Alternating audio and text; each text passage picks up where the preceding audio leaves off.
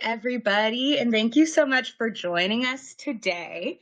We have two wonderful folks who are going to talk about myth, about the growing genre of revisiting myth and legend, and just I think whatever they kind of think is cool, which I'm going to tell you right now has been very interesting up to this point. But first, I'm going to introduce our conversation partner, Erica Stevenson. Erica has her Bachelor of Arts in Classical Civilization from NYU. And along with her studies, Erica's traveled to Greece in order to gain more training in this specific field from the source. She aided professors leading tours in sites such as Mycenae, and has accompanied school groups on excursions and taking people out to the source rather than just reading from textbooks. Exciting thing. She's also the founder of Moan Inc. Moan Inc. It sounds Moan like Inc. it's written. Okay, I was like, Everyone Moan does Inc. that, honestly.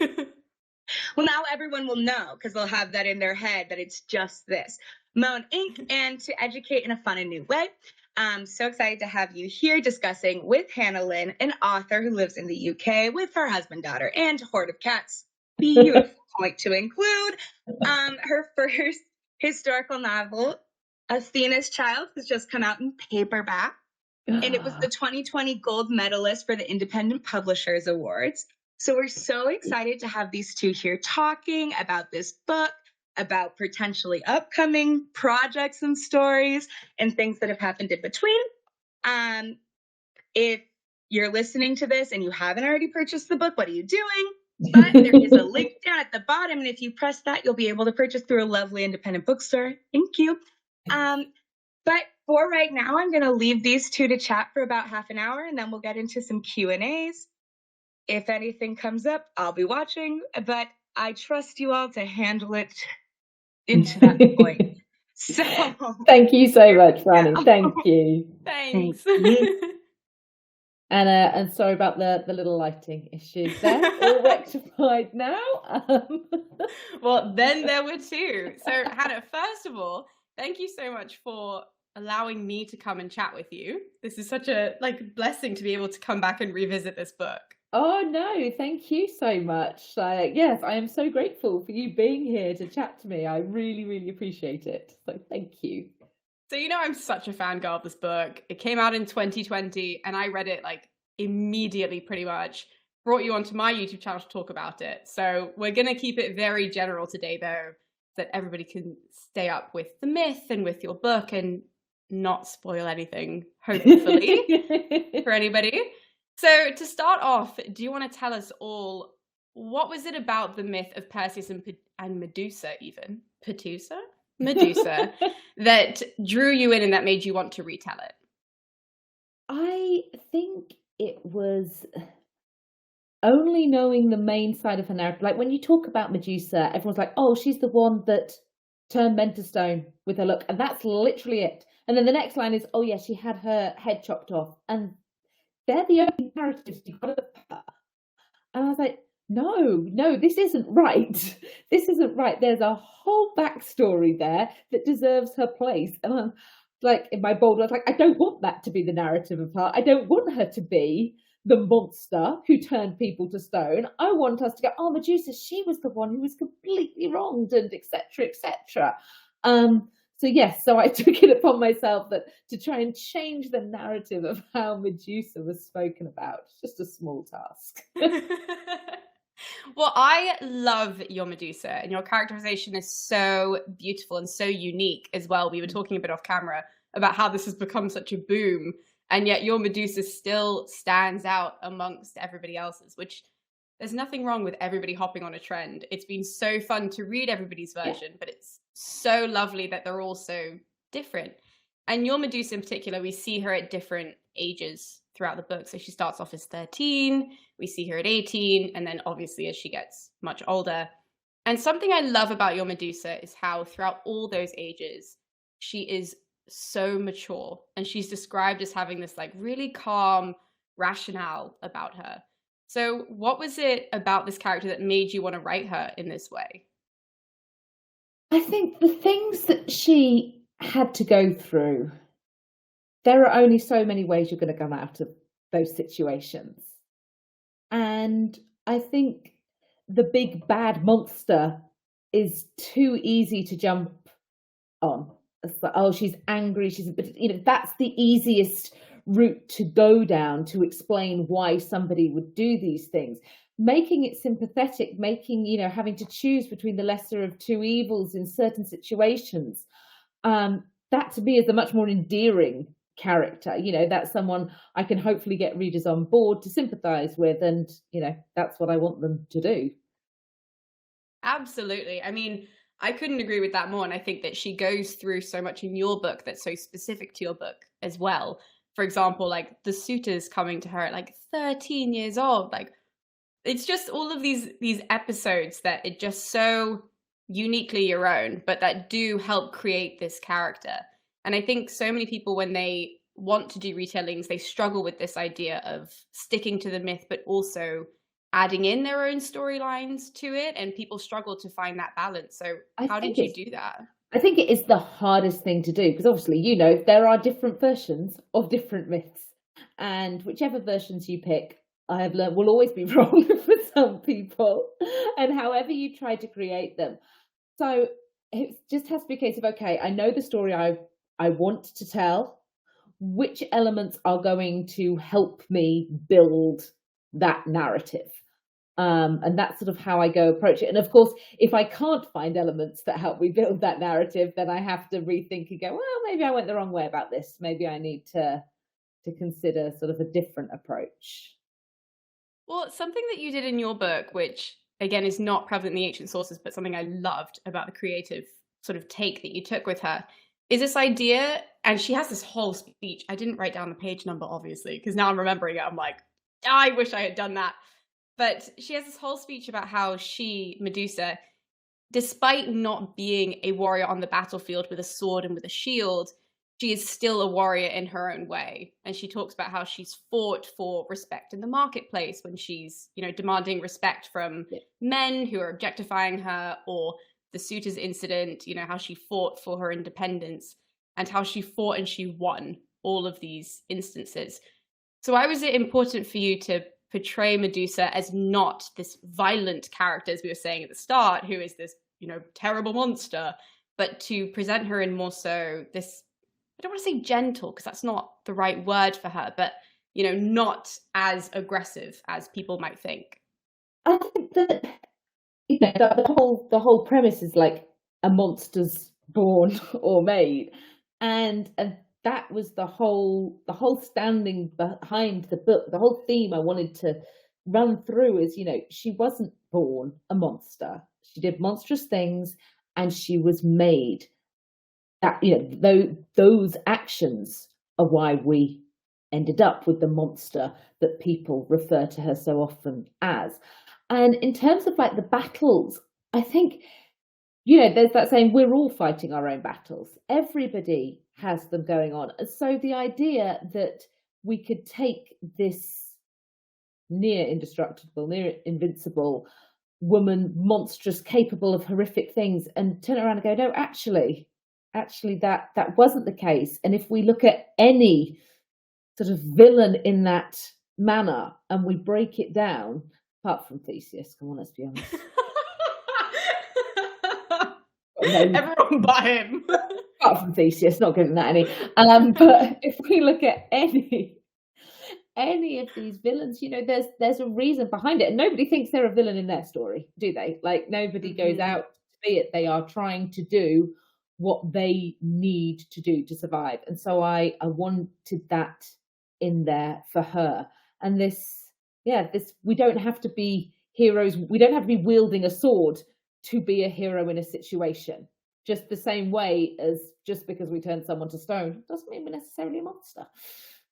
Well, what's interesting about that use of the word hero when it comes to Medusa is that I do feel like you made her a bit of a hero in her own right before any of that trauma happens, because this is such a minor point, but as a character that I loved in the beginning and I still continue to love is the inclusion of Cornelia, who is your own creation in the book. And when Medusa meets her, I'm not going to ruin anything, but when Medusa meets her, we see this much more compassionate side of Medusa, and this really protective side of Medusa. And this is all prior to the really difficult stuff in her mythology that has to come out in your book. So why is it that you wanted to show this tough side of Medusa, this very much protector, without the sword and the shield, but still a girl's girl, I guess, in your book?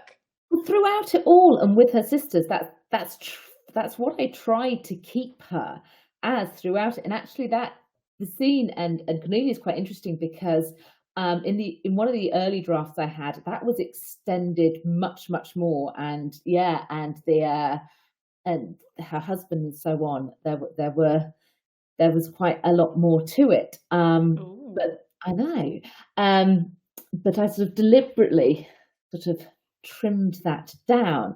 But I just think in that time as well, in all time actually, when I was writing this, it's just so important to have your voices supporting one another in a women. And because of what happened to Medusa as well, I think in some ways it made it even crueler that she was such an advocate for protecting those people who came to Athena's temple, and she protected them. And then when she required a level of protection, she wasn't offered it in the same way. And so just to put that contrast in there to show, that she had done the right things and she was a person that did the right things, and it didn't matter.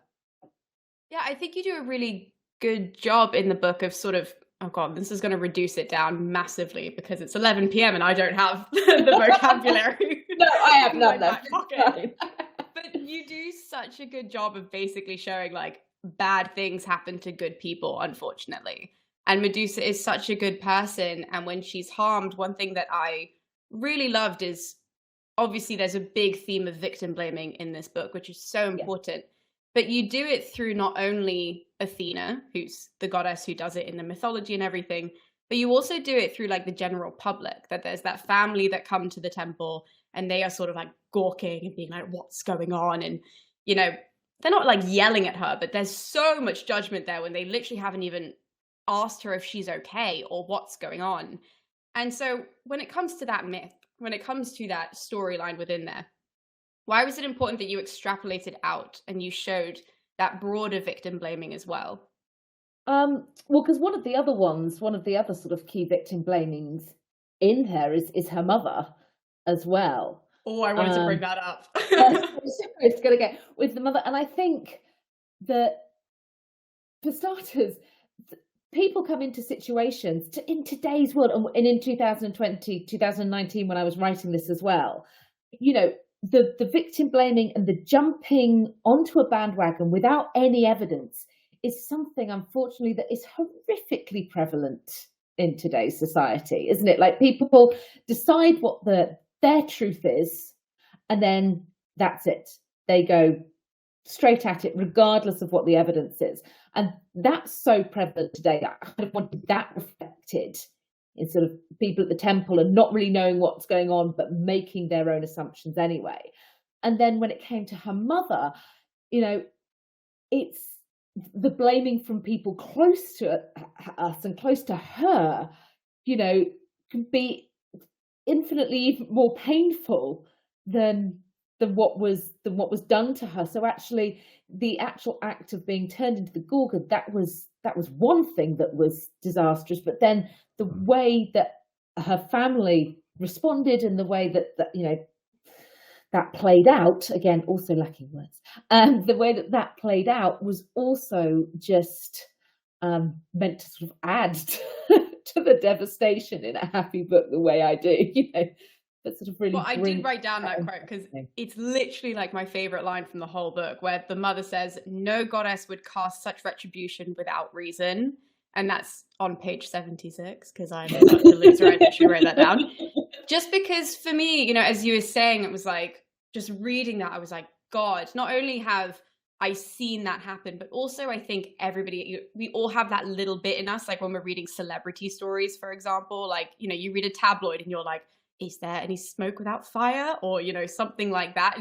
something that you don't know anything about, and you do No. have to check yourself. Like, come on, you don't know Absolutely. these people. Like, No, but jumping on the bandwagon and thinking, narratives in, like say, gossip magazines and papers, they just change like the wind. yeah. And that's one thing, but the way public perception changes with it is in some ways a lot more scary, particularly in a world where we have the ability to research things ourselves.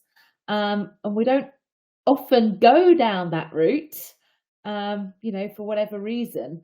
So, yeah, that was why, just to have that sort of hurt of the mother just jumping on it was like, yeah. Her dad is lovely though. I loved the No. inclusion of her dad, and I mean the sisters as well, until they get turned into gorgons as well. That's not a spoiler, anybody. Just I so don't that think everyone they're knows. spoilers. Or I hope that's not a People know the spoiler. story. But I thought that he was such a lovely character. Even at the beginning, he was such a nice male figure for Medusa. Thank God when she's around so many horrible male figures throughout the story. So why was it important for you as an author to add this creative, lovely man amongst her? I think obviously the term feminist retellings is massive at the minute, and retellings from a female point of view are hugely popular, and deservedly so. These points of view need to be heard. They deserve to be heard just as much as any male points of view. But I am very aware that when I do that, I want to have a balance. There are good men, there are bad men, there are good women, there are bad women, and it's really important to me when I write novels that I am balancing that out. That I am not going, okay, all the women are in this are fantastic because they're women, and the men are all horrible. Like, no, I have got my key ones that are really not pleasant, but there's no reason her dad couldn't have been loving and couldn't have been supportive. And yeah, I feel that it's really important for me to sort of balance those out in all the stories that I write, actually. Well, speaking of men, because we spent like 17 minutes only talking about Medusa, we should probably begin my favorite hero, which I know, okay, lots of Greek heroes are problematic, but we all have one that it's like you say one bad thing and I'm going to defend him until I die. And mine is Perseus. I don't know why, but I will always defend this dopey baby that needs all the help he can get. And you do such a beautiful job of presenting this hero. So can you tell us a little bit about what it was like to get into his head and make sure he wasn't seen as the big bad wolf of this story?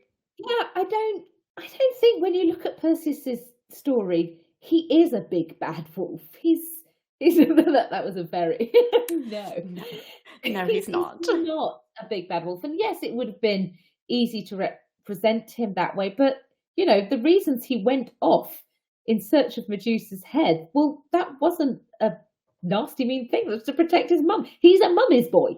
Perseus is a mummy's boy. This is why I love him. He's just the cutest. Like, stop.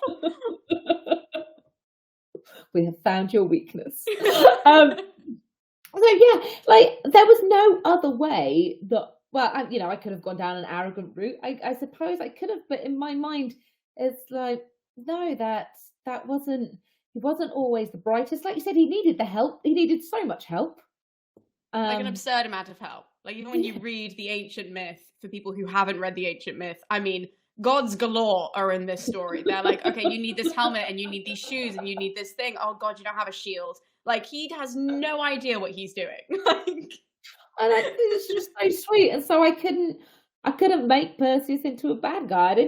I didn't need him to be a bad guy. The story doesn't need that. And I think the story is sort of more potent if it doesn't have him as a bad guy.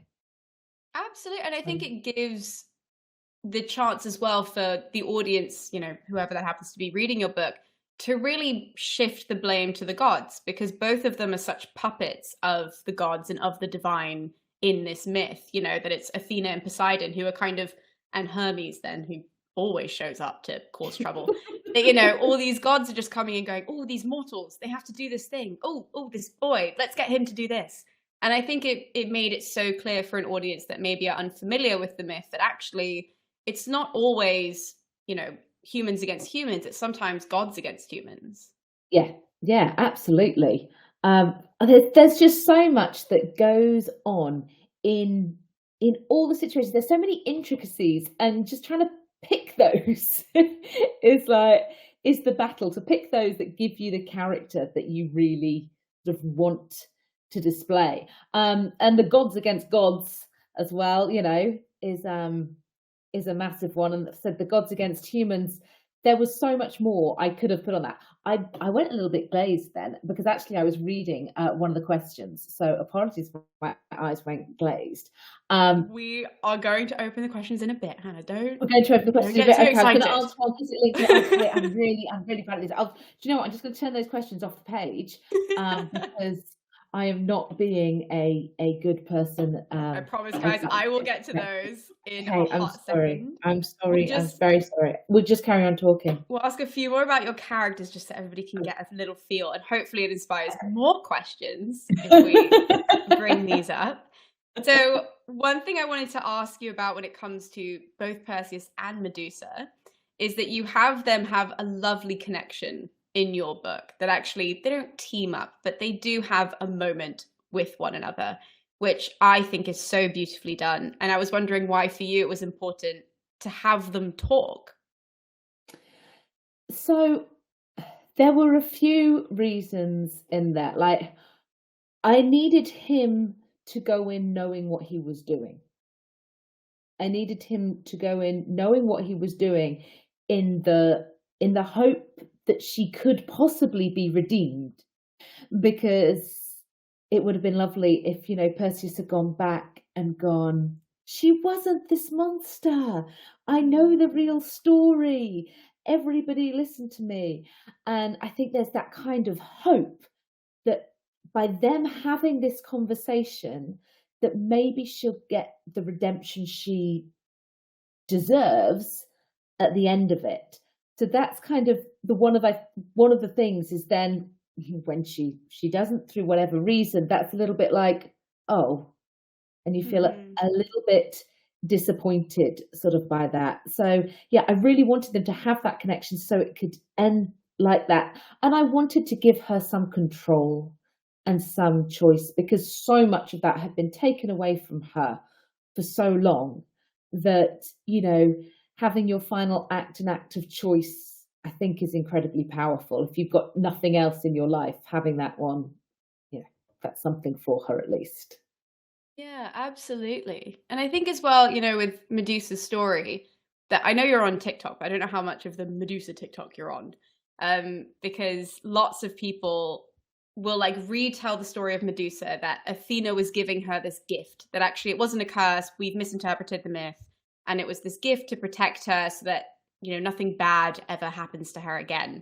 And that's something that always kind of grinds my gears, because when you read the ancient languages, like I do, because only really pathetic people sit around and oh, I want to deconstruct this language. But when you do, they make it explicitly clear this is a curse, this is not a gift. Athena does not like women, unfortunately. She really hates them. And she makes that very clear. Anyways, mine is that curse, gift, these are the two sort of components of how people are presenting it in modern times. And what I think is really interesting about Athena's Child is that you kind of do both throughout it, that you make it very clear this is a curse. Athena's really mad. She doesn't give Medusa the room to explain anything. She turns her into a gorgon, done. But at the same time, then when Medusa's alone, well, with her sisters who basically leave her alone the whole time, you have these really violent men show up with their swords ready and their shields ready. And sometimes they're sexually violent, or at least expressing that they're going to be sexually violent towards her. And she can protect herself with this. So I was wondering if, was that a conscious thing going into it, that you kind of wanted it to be ambiguous, or? No. I will be blunt with that. No, I do to it saying, no, I know, because for her, using it was not a gift. I know she didn't, obviously she wouldn't want the end results, but but using that curse, that turning them to stone, I think for me, sort of the burden that placed on her would then sort of discount any sort of chance of it being viewed that way, if that makes sense. Absolutely. I just think it read really well as both. That's like, no, I'm taking it. I'm taking it. Like next time someone asks me, I really am. Yeah. Like the first time I read it, I was like, God, she did such a good job of making this a curse. And just reading it recently again, I was like, you know what? I bet you that all those people that want it to be a gift, though, could also read it that way as well, even though you've made it explicitly clear, like she was angry and this was not her being like, oh, here's, feminism. Here's a gift from me to you. Athena's like, ew, gross. Stay away from me and everybody else. And I'm going to destroy you at the same time. Doesn't do things by halves, does she? Lovely goddess that we have here. Okay, so the questions are actually exploding, so I might start reading those off. Okay. Hello. Look at all these questions. Okay. I'm going to start from the bottom probably and come the way up, if that's all right. So I'll read them out then, because I don't know if the screen can see the questions either, so I'll just read them out. So, Hannah, have you seen the art out there of Medusa and her blind girlfriend? No, but I'm getting my phone. I have not seen this. What Sorry, is happening? It's not that I'm not listening to you, but I'm so searching that up. I can't do it now. The blind girlfriend? Is this like a modern thing that people have taken from a myth? Phone tapping. I really am looking at it. Blind girlfriend. Oh, okay. Is it really cute? It's a comic. It's a comic book that I'm probably gonna get. That's you. So interesting. Oh my goodness. Ooh. I love when people have these crazy modern interpretations of the myth, because it's so fun. It's so fun to see how people have interpreted it and switch it. And as a classicist, I find it very enjoyable. This is amazing. Okay. Going down a rabbit hole. Stop me. Okay. Okay. Next question. Are there any lesser celebrated gods or goddesses from mythology that you would be excited to explore, such as siblings Nike and Bia? Oh, do you know, it's so difficult because every time I write a book and then you've got to, include these various different gods, you're like, oh yeah, I could absolutely write a story based on those. Like I said, at the minute, it's not necessarily the gods, but I said I'm really keen on Atrera as first Amazon. It's and love that side of them. But honestly, my list of I want to write is pretty long. I'm not gonna lie.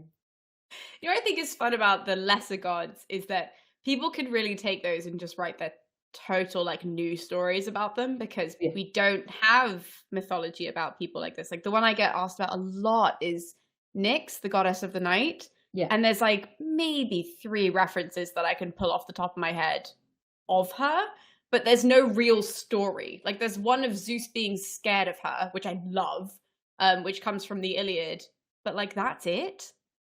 And then, there are 2 others which are references like that. So I think with any lesser gods, if there's anybody watching who's like, I have a story about a lesser god, write it. Do it. You literally can't do anything wrong with that, because we don't have anything. That's what you need. Okay. Oh my goodness. Let's see the next one. Okay. Is there a myth beyond the Greek canon that you would be interested in retelling? Ooh, that's a great question. Yes. Well, actually, not kind of a myth. Well, I've just read Neferura, which is out in February by Milana. Why can't I remember Milana's surname? Evans. And that is a retelling of an Egyptian pharaoh's daughter. Ooh. Which is absolutely fabulous. But I am quite tempted to come back this way and perhaps look at some famous figures from history in the British Isles. Is possibly yes. So that is a place I have considered going after my Greek mythology. Yes. Not that's that I'm so intending it. interesting. See, now we're totally out of my like comfort zone because I don't know anything outside of Greek myth, Roman history. I'm like, oh no. But that sounds Yeah. amazing. So And also, quite. there are some other really good retellings outside Greek myths that just came out. There's one, Morgan is My Name. Have you read that one? No, I have not. Oh, that one's Celtic mythology, I think. That was recommended to me because I know nothing about looking for a Celtic pen. mythology, and they were like, "That one's really Okay. fantastic and apparently very accurate." Right. I No, don't on the reading know list. anything about it, but anyways. No, I will absolutely read that. Oh, Hannah, do you have a Perseus, a character that you won't hear a bad word about? I do. I saw this one come up, and I've been desperate for you to answer this one. I'm not going to lie. Like, this is the one because I'm like, who is it? Who is it? And it's Penthesilea. Really? Mm-hmm. Oh, you know what book you have to read then? No. The Greek Hero in 24 Hours. Okay. It's a terrifying like analysis book by Gregory Nage, but he has all of this incredible like linguistic analysis of the name of Penthesilea and her purpose in mythology, of how she moves based on the meaning of her name. It blew my brain. It was fantastic. All right.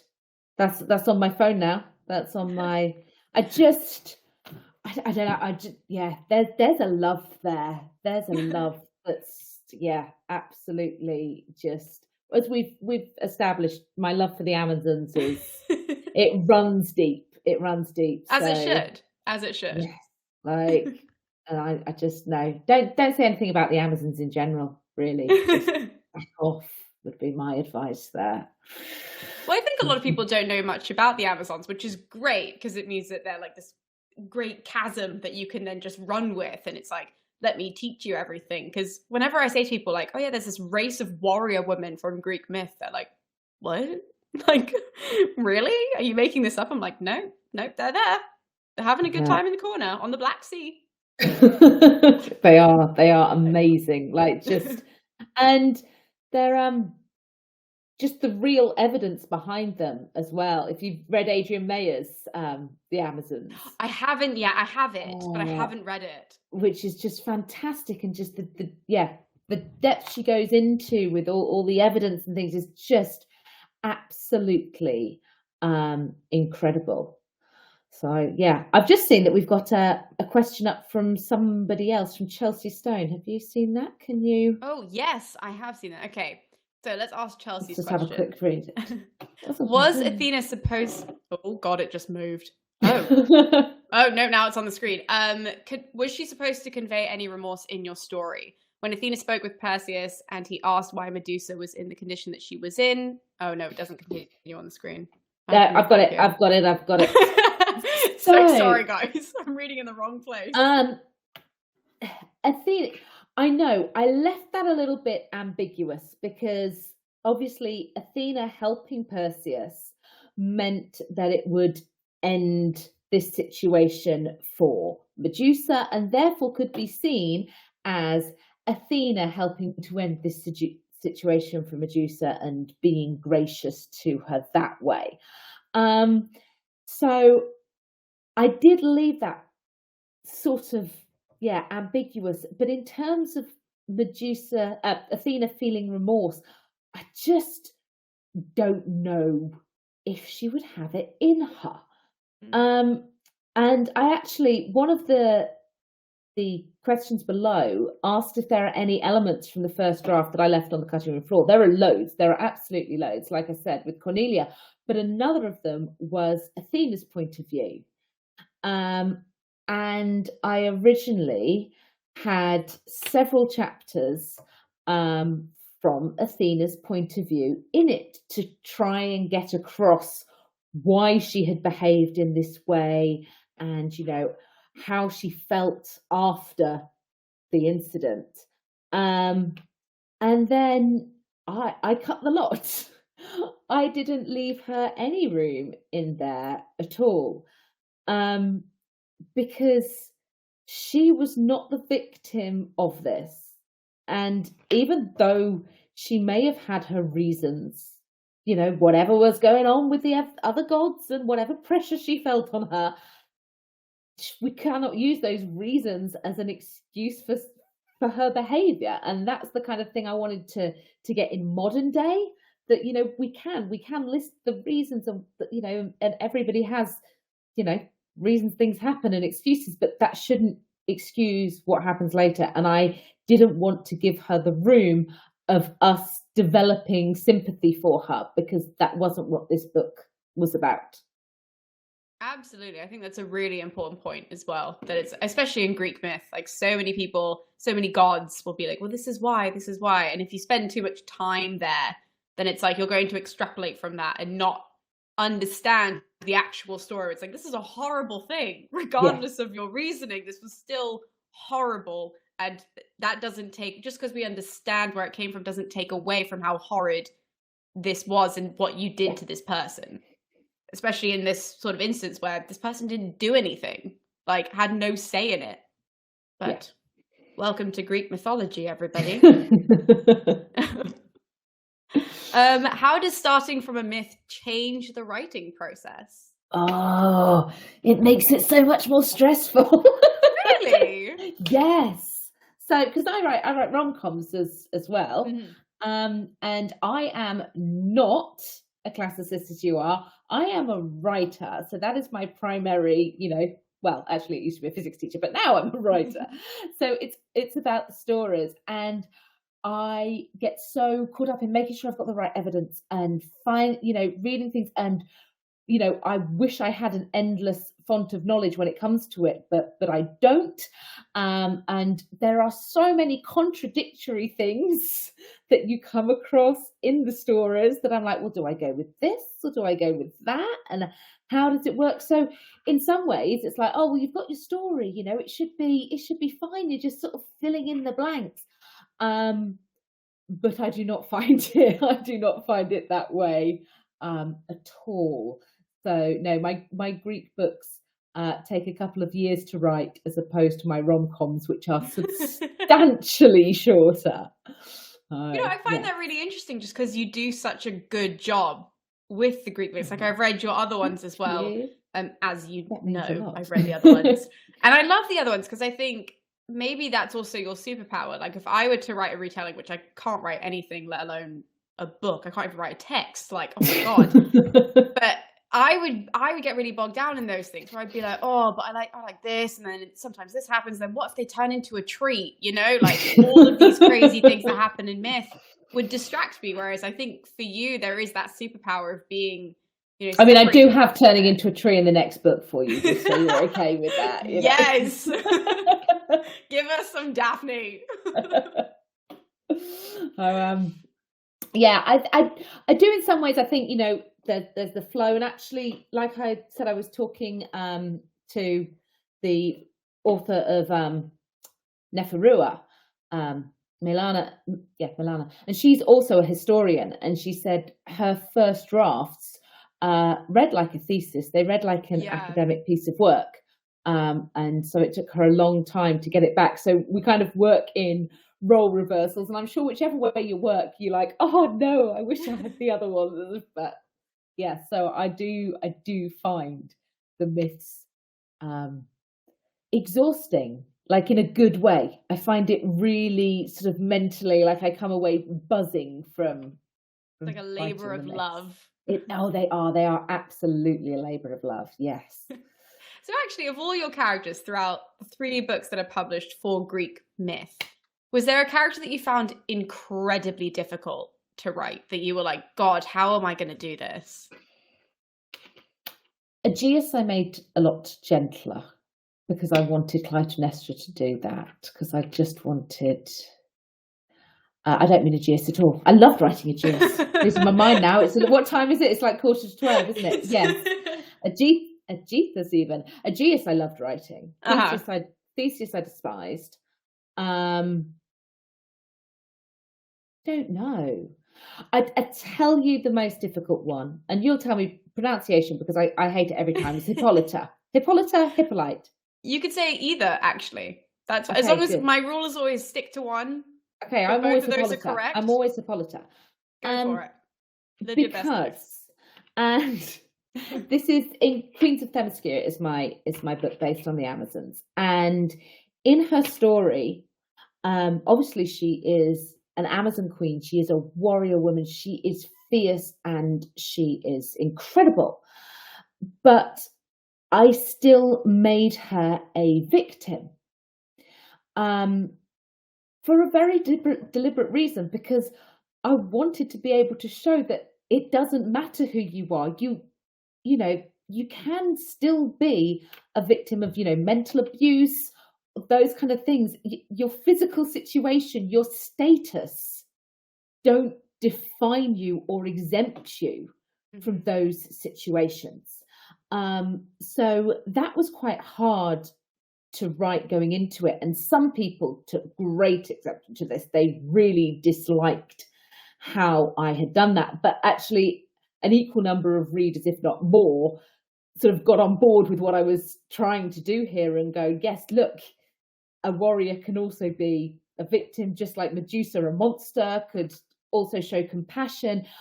I think so often, people are put into boxes, and we ourselves put ourselves into boxes. I was in the teacher box. Now I'm in the writer box. And, when you go to book things, you're put in the romance box or the sci. We are put into boxes all the time. And it's ridiculous because no person fits into a box. And so whatever characters it is I am writing, I am trying to go, no, she fits here and there and here and there. And people can fit anywhere in these boxes. And so that's very much what I try to do. But that can be difficult. Well, I think you do it so well. And I think that that's also something that the Greek myths do. I think that this idea of boxes is actually quite modern, because when you read these ancient characters in the mythology, they are so complex. I mean, you've got, if we take any character whatsoever, there are good sides where you're like, yeah, if we take Clytemnestra, as you were mentioning, it's like, yeah, she's a mum and like, I would do the same thing. And then you're like, oh, but she did murder someone, and so they are condemning her for that because that's not really the best thing. And then she's not really Mother of the Year because of a couple of other things that she does. Okay, so you are supposed to come away sort of scratching your head about all of these characters, and that's what makes them so compelling and so interesting, that they can be so powerful in their own ways, but also delicate and complicated and all of these things. And so having them in your books in that way, of these dual characters, all of them are brilliant. And I think that it is so reminiscent of the ancient sources. I think that's why they're so popular as well. We're talking about there are so many amazing retellings out there at the minute, like just constantly. And I think that's why I think that, people are drawn into these characters that sort of show them different sides. Yeah, we love a morally grey character. I mean, even like some of these men where I'm just like, oh, Perseus, brilliant one, where I'm like, you did do that, and that's not the best thing. And Andromeda definitely didn't want to marry you. But alas, you did it anyways. And I kind of like the fact that you're a dopey boy, and I don't know how to feel. And so you just kind of end up deciding if you like them or not. Just walk away and decide. Achilles, another great one. Yeah. Do we like Achilles or not? He's a mama's boy. He sacrifices all the Trojans on a silver platter because he feels kind of bad, and he mopes. And then he comes back and he's phenomenal. So, sorry, just I'm on a rolly weird knee chair, like it's one of those you rest your knees on, and I just started to slip off, so I do have to move on the knee chair occasionally. Sorry about that. Okay, so from all your books, though, I mean, I don't know if you can necessarily say this from all your books, but I think just with your versions of these Greek myths, do you have any intention, like when you're writing it, of maybe questions or something that you hope that a reader will get out of them? I think I do, yeah. Like I said, with the Queens of Themyscira, it's very much, strong. That there's no definition of a strong woman, and what everybody can go through and things is so individual. And with Medusa, the victim blaming, but also the believing the narrative of the story that you're told. Like I said, we do it so easily in a world where we don't need to do it so quickly. And I think that was one thing I really wanted to get across in that one as well. Yeah, I'm just thinking of like the whole Sophie Turner and Joe Jonas divorce, and how I'm like judging everything based off of like the blind items sent in everyone. I'm like, oh, what's going on? But it's awful. Like, bless them, you know. It's people's lives, and yet exactly you make a judgment based on a single photograph or a single quote. Like, you Literally. know, we're writing stories to sort of convince people about our characters, and these people, have a single line about them, and then a whole world's cast aspersions on them based on it, which is crazy. And they're real people. They're not mythological characters. Like, at least the ones that you're dealing with, it's like, well, you know, she did have snakes for hair, so at least she wasn't real. Like, at least this one wasn't real. Like, that's also quite nice to have that, you know, degree of separation, as opposed to like these real people. I know. It is. Yeah, it's sad. It's a bit sad. So we have to not go into sort of the morally grey aspects of us as humans while we're here as well. My God, I'm gonna get really deep and philosophical for midnight on a Wednesday. This is way too deep for this time of night. So can you tell us anything about what we can expect from you then in the future? Obviously not explicit, you don't have to, but like, can people who are watching expect more Greek myth? Can they expect rom-com? Well, absolutely. There are loads of rom-coms. If you're a rom-com fan as well, there's just tons of them. Just you can keep yourself busy until the next Greek myth comes out. Which so Sourcebooks, who are my publisher, they are re-releasing Queens of Themyscira and Spartan Sorrow early next year. And then in July, they will be releasing, I don't know if it's been like, if I can say its name, it's got a cover and it's beautiful.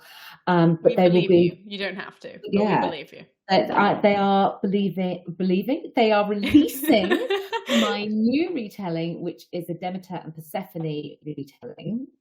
And I've absolutely loved doing it. Like, yes. I have loved it. They're such fantastic characters to sort of delve into, and like, as a slightly neurotic mum of her only daughter, I feel like I could really get on board with with that level with Demeter. So like, do you know what? She is so misunderstood. She is so misunderstood. I read those ages. I'm not even a mum, and I'm like, I would probably do the same thing.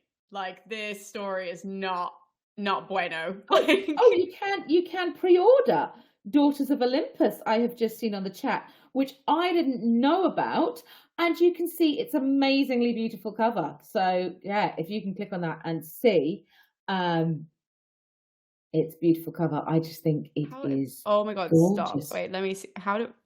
I'm gonna screw this up actually if I click on it, but I believe that it's beautiful. It is really beautiful. I absolutely I love it.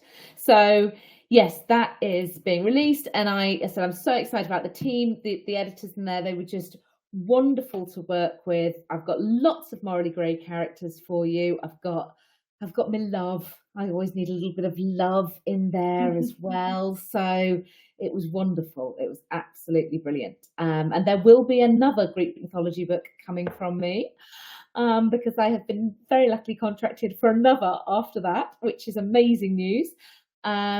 Yes, so we just have to decide what that's going to be on. But I've got an inkling because it's already 150,000 words long. I've got an inkling. You've got a book, you mean? Like, I do have a book. Yes. I'm hoping they do.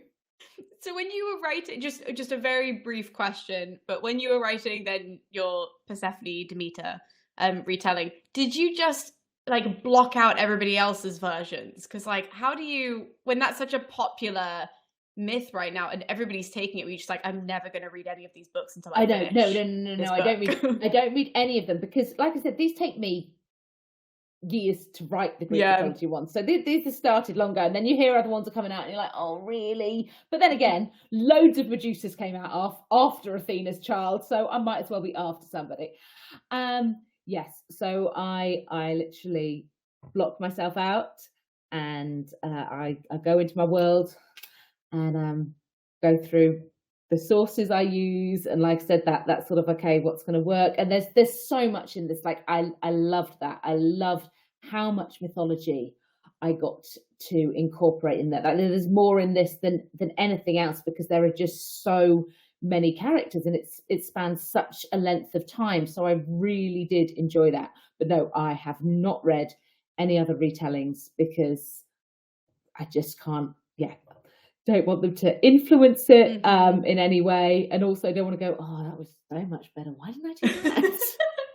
You know, though, I do that with the interviews. Like when I bring people on, I'm like, don't listen to anybody else's, but I'll listen to like 3 that are like by the BBC maybe, or something like that. And then I'll listen to the ones that all my friends did, and I'm like, oh damn, Charlotte asked the best question. I wish I wrote that down. And I text her and I'm like, oh, I didn't do this and you did it, and I'm so annoyed. No, I know, it is irritating. So sometimes we read things, you're like, oh yeah.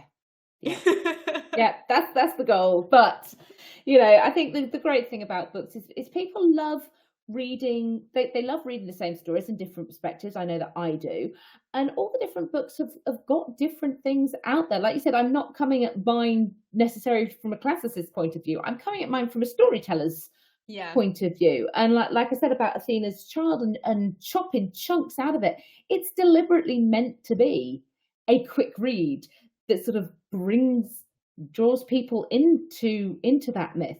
So you know, there is more than enough room, I hope, for lots of Demeter Persephones. I think that there is.